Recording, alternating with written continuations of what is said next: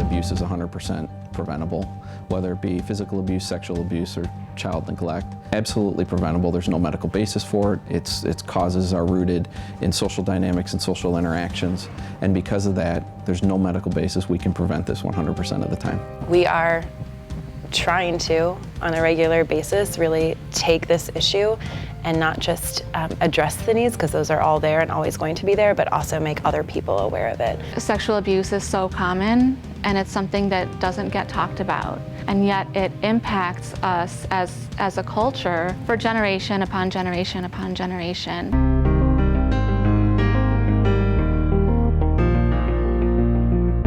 What's unique about ChicagoCAC is that we're the only not-for-profit in the city that brings together all of these wonderful entities that are responsible for child abuse investigation, and our job is to help them all communicate with each other. This team responds to these hotline reports and brings together the law enforcement agency, DCFS, and specialists at the 3 hospitals involved, which are Lurie, Stroger, and Comer.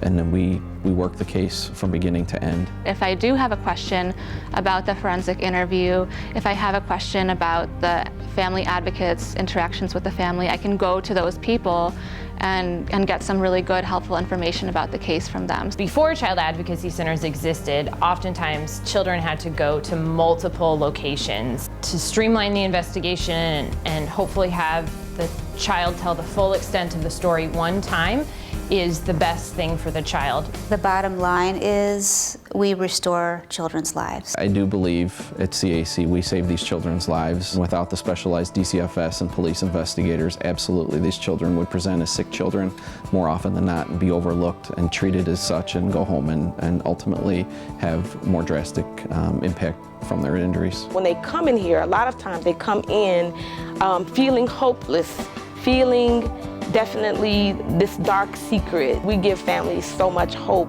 It's just amazing to see the changes on their face when they come in. Most of the families that I meet with tell me, we're so glad we met you. It's such a special opportunity to watch someone grow and heal and begin to feel like themselves. At the end of the day, that's really what it's about. So no matter what happens with the investigation, no matter what happens with all the details of the day-to-day work that goes on here at the center, that child's going to leave here with a sense of hope, with a sense that they're going to be okay.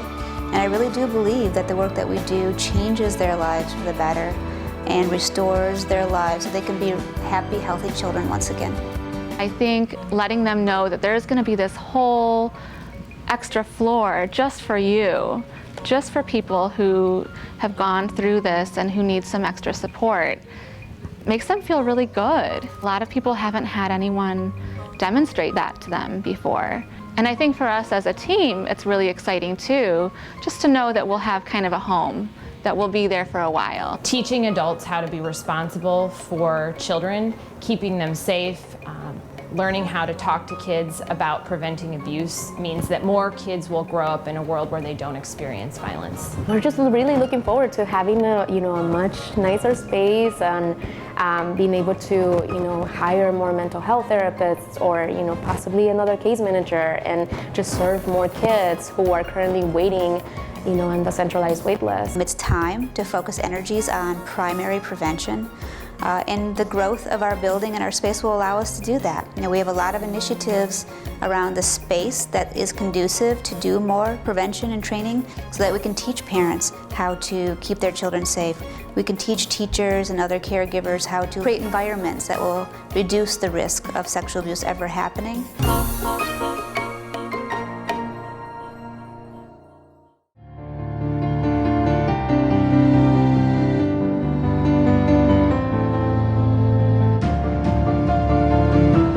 I know that I'm providing as safe and as comfortable as an environment as I possibly can, and I know that I also believe kids.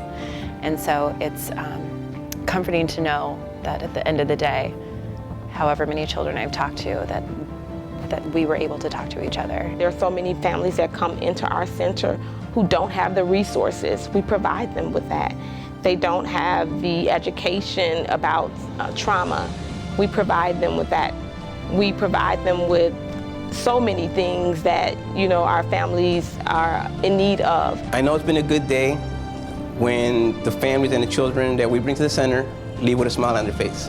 Sometimes all they need is just like a little push or just, some words of encouragement for them. I'm just so glad and so fortunate to be able to be part of that journey for them. You can see how much having a team of staff that really cares and really wants to help in their healing matters. Your support of our prevention and outreach efforts means that we can all work together to create a safer world for children. Seeing these kids with smiles on their faces because they really do feel like the worst part is over.